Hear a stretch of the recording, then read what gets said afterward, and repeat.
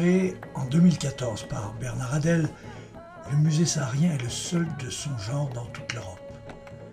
De plus en plus nombreux, seuls ou en groupe, les visiteurs découvrent sur 2 niveaux des collections d'une grande richesse, allant de l'art rupestre à la vie actuelle des Touaregs, en passant par l'aventure des premiers explorateurs et les uniformes des premières troupes coloniales.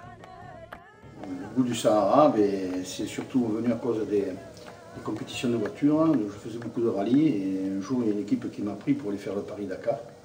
Donc ça a commencé là. Voilà.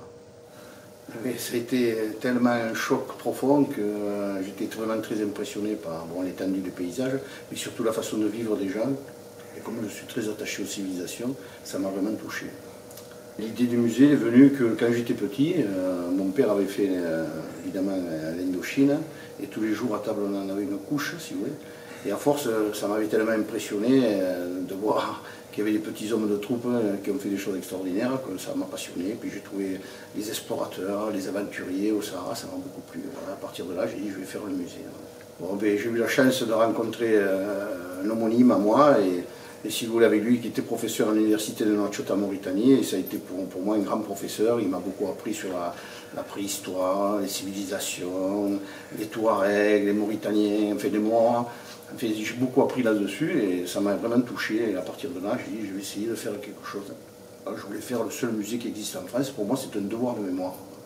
Ça a été un choc, évidemment. Vous imaginez amener des plans avec des créneaux, des pilastres devant les portes, comme ça, à quelqu'un de l'urbanisme qui a vraiment toussé, quoi.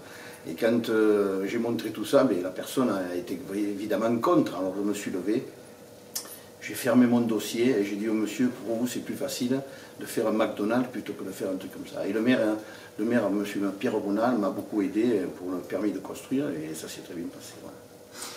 Alors j'avais engrangé depuis des années beaucoup de pièces du Sahara que j'avais ramenées de Mauritanie, que j'ai trouvées ici, que j'ai chinées à droite et j'ai chinées à gauche. Et puis j'ai eu la chance d'avoir beaucoup de dons aussi, ce qui m'a permis de faire une exposition extraordinaire. J'en ai acheté, on m'en a donné, voilà, ainsi de suite.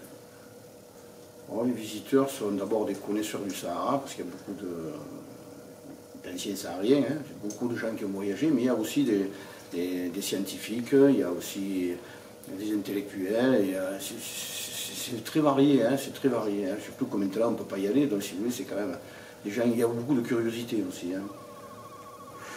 Dans votre cœur, le musée, ça représente quoi?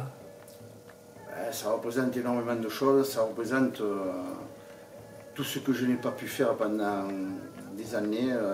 Ça m'a permis de rencontrer des gens extraordinaires, des scientifiques, hein, ça m'a beaucoup touché parce que moi je suis un simple ouvrier et puis petit à petit j'ai appris beaucoup de choses et ça me touche beaucoup parce qu'il y a tellement un environnement extraordinaire.